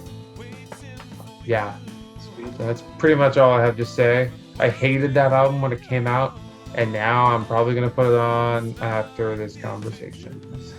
Yeah, I was a little surprised when it came out too, as I got into Opeth in between, like when I started getting into Opeth was right after Watershed came out, and Same thing for me, actually. like around Mm. around that time, in between Watershed and Heritage, and then I kind of got this idea of what Opeth was. I listened to Watershed, I listened to Ghost Rivers, Blackwater Park, I liked all that stuff. Yeah. Deliverance. And then I heard Heritage, and I'm like, what the heck was this? They're just Yeah. rid of all the death metal growls, and I didn't dislike it though. I still actually liked it. Even on first listen, I was just like shocked. Yeah, I didn't actually hate it either. It was just like totally like I was absolutely in love with songs like Ghost of Perdition and stuff. Me too. Yeah. And the fact that was like, whoa, like where are the heavy guitars? Which, to be honest, I wouldn't mind if they brought that back. I don't care if they bring back the growls ever. I wouldn't mind if they did an album where they had actual like heavy distorted guitars, Yeah. like this Yeah, kind of yeah. It has But How to Venom and Sorceress. For sure, there's some, but like not. it's not the death metal heaviness that was on like Watershed though, Yeah. or any of the ones before. I wouldn't mind if they brought that back a bit. I don't care about the growling. Like, let's be honest, Michael Ackerfeld isn't even really good at them anymore. because No, I'm not sure if he's good at them or not. I would love to hear some growls again, I feel like that would surprise people if their next album comes out and there are growls. That would, so if they're trying to like be creative and evolve and change, like just having them would be that. Like I don't think they should ever go back to having as many as they did before, but maybe have one or two songs on the album that have them, just to like stick it to the old bands and be like, look, it's still do it. I think they heard him though. Like I don't think he said this, but his growls are quite a bit weaker, like live, because it hurts your voice. They're not good for you. Yeah, that makes sense. Yeah, they're really not an ideal thing to do, and you can use like the best techniques you can to try to limit the like what they can do to your throat, but they're not an ideal vocal technique. Makes sense. Okay, well, my second favorite is Watershed, another progressive death metal masterpiece, 2008. Opens with that beautiful acoustic soft song Coil, the one that I was saying I was learning on guitar not too long ago. Has some male and female vocals in that one. Yeah, that's a good song. It's not my favorite from the album though. My favorite song from this album would be The Lotus Eater. Yeah, it's got a soft start, huge drum fill, and then they just blast you with the blast beats surprisingly over a major chord, which you really gotta love. I think that's one of like 2 blast beat moments in their discography too. It might even be the only one. Really? I think they might have a few. I'm trying to remember others. That one's the most memorable for me. I think it might literally be the only one. Maybe it is. I can't remember. Maybe one more. I'm surprised that there aren't more. You think? It sounds like a band that would have some, but I don't know. Maybe. I don't think so. I think it's literally just that. They usually do more creative drums, which is actually something I like about them. If they did all blast, yeah, they kind of get tiring. Literally, Dream Theater is more blast beats, and they only have blast beats in I think 2 songs. Yeah. Talking about the one that sounded like Cannibal Corpse. Those aren't blast beats though. That was just the fill and the guitar. Honor Thy Father. Is it Nightmare to Remember How Blast? Yeah. And the other one, unless there's one I'm forgetting, is The End of 3 Days on The Astonishing. Oh. I'm surprised with blast beats ever. And they're like really fast blast beats too, because Mangini is a technical wizard. Cool. So I think we're at your favorite now. What's your favorite Opeth album? I forget actually all the ones he said. I think it's Watershed. It is Watershed. Okay. Cool. I don't know. This album was kind of always my favorite. Nice. And it has the best of all worlds, I think, for this band.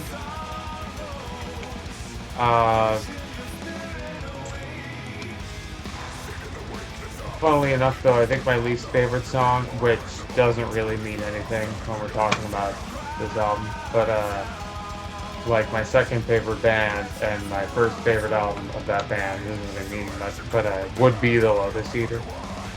Oh yeah, that's your favorite. Interesting. Yeah. I really like it. What's your favorite? Oh my god, it's so good. Again, that is I'm gonna say Hessian Peel, if I'm saying that right. Yeah.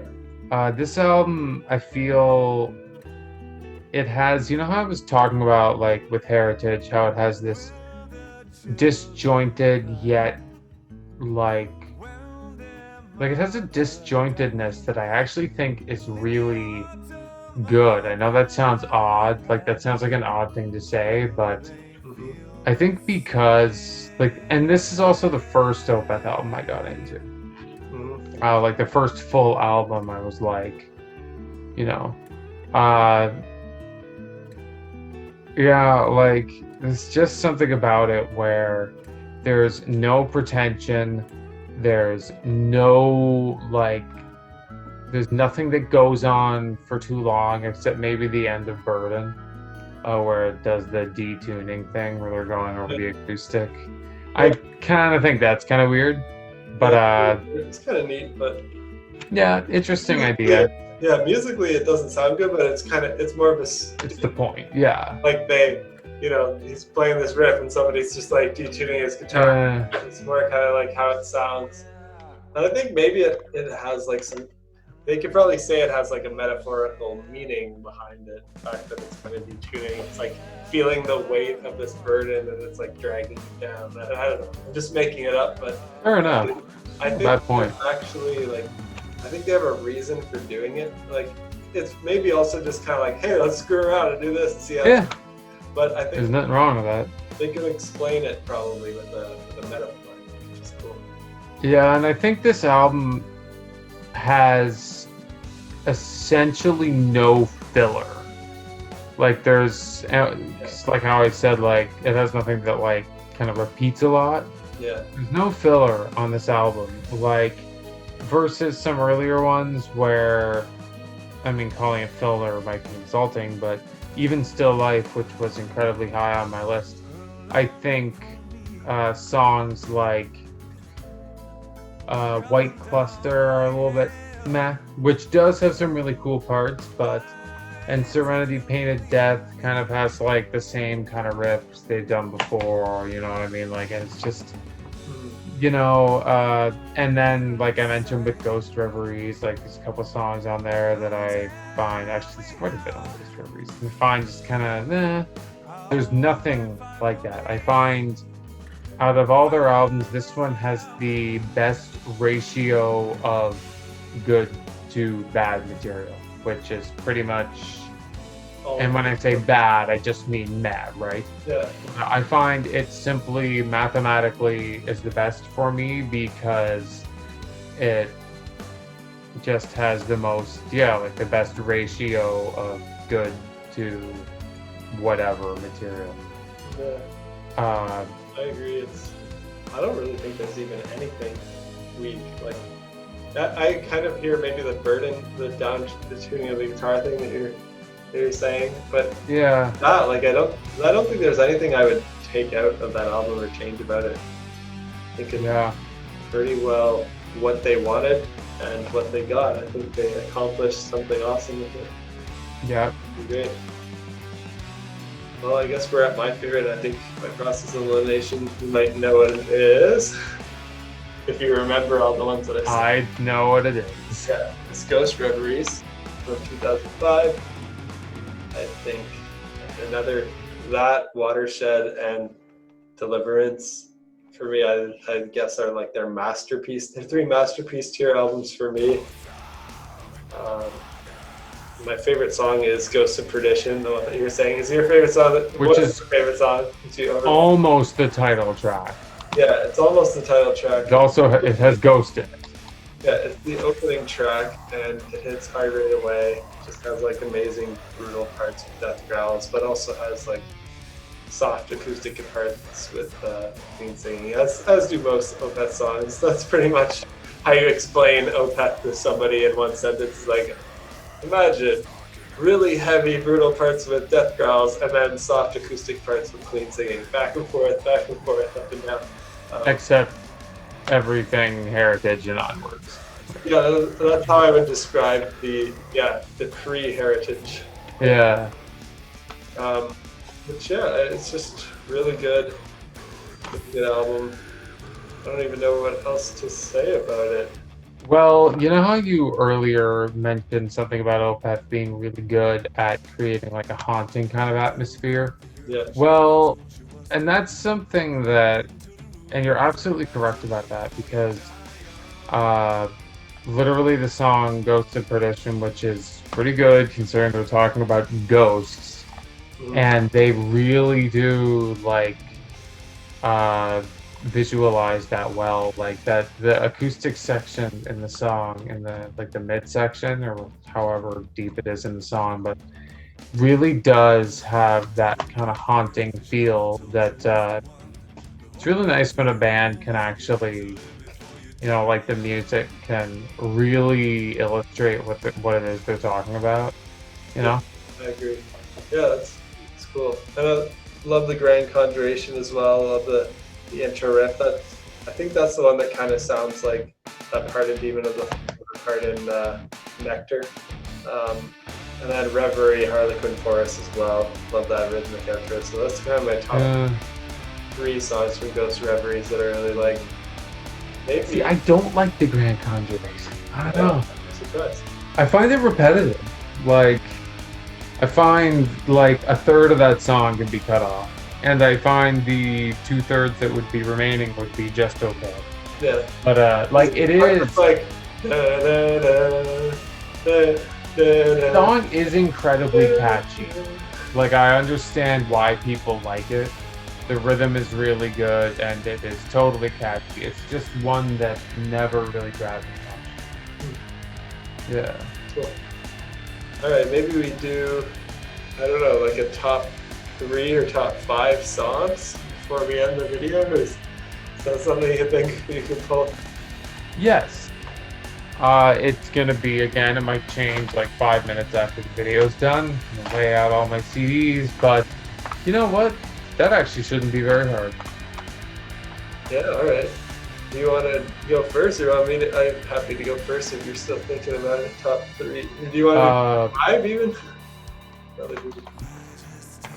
I think 5 would probably be easier. Let's to pick from. Let's do 5. I can go. Sure. Just like list 5 of them. Like, Yeah, sure. well, this is in no order, but I'm going to go with. I'm not specifically trying to be like one song per album, Yeah. but Faith in Others Mhm. from Pale Communion, Yeah. because I think that's an amazing piece of music. It actually kind of reminds me of, in this weird way, of some of Supertramp's darker Interesting. stuff. Like I've heard a lot of Supertramp. I feel like I've maybe listened to even everything by Supertramp. Maybe not. it kind of reminds me of Rudy. You know that song off Crime of the Century? I don't know Supertramp as well, so I'm not sure. I Uh, never really thought of them as dark. It's definitely, well, that song is like more of a proggy. It's not dark, but it's not as bright as, because Supertramp can be like one of the brightest like bands in the world. But anyway, listen to Rudy, and you might know what I'm talking about. You might think I'm crazy. Yeah. But the Opeth song is certainly dark. Yeah, for sure. No question about that. That is But different. so Faith in Others, Face of Melinda. Okay, all gonna be X. Folklore. No, I'm kidding. I do love that song. But, I guess.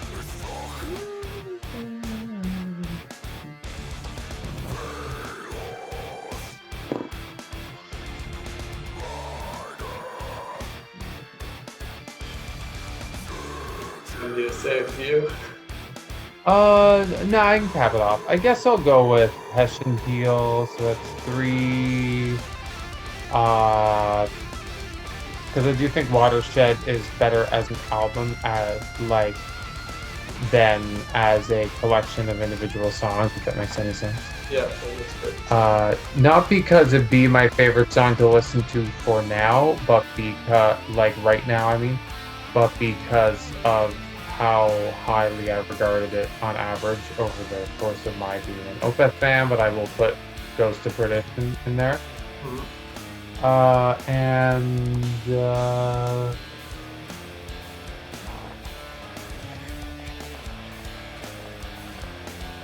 I don't know, I really want to listen to Blackwater Park as in the song right now. I'm just gonna keep it at 4. All right. Yeah. Actually, no, I'm going to say Hack's Process from there. Okay. Oh, my top five are completely different, except Ghost Reverie or Ghost of Perditions on both of our. That was my favorite. Um, Otherwise, picking like one song from each album, from Still Life to Watershed. Except I probably won't pick one from Damnation because it's just I don't think any of my favorites is top five favorites on it. So Ghost of Perdition, Lotus Eater from Watershed, Deliverance from Deliverance, Blackwater Park, and The Moor from Still Life. So those are top five that I'll pick. And yeah, thanks again for me. Pretty consistent. Like I said, we were pretty close. I think the most. I think the biggest divergence there was the ranking of Ghost Reverie. Yeah, Ghost Reverie is my favorite, and was that like number 7 for you or something? Yeah, and Heritage, I guess. Heritage is number 7 for me and number 2 for you, but otherwise we're pretty close. Yeah. Yeah, that's really cool. Hopefully anybody who watches this has learned some cool stuff about Opeth, has heard some other new songs to check out. Maybe casual Opeth fans looking to dive deeper into their catalog. Maybe somebody who's never even heard of the band. Check them. Yeah, check them out for sure. Thanks for watching.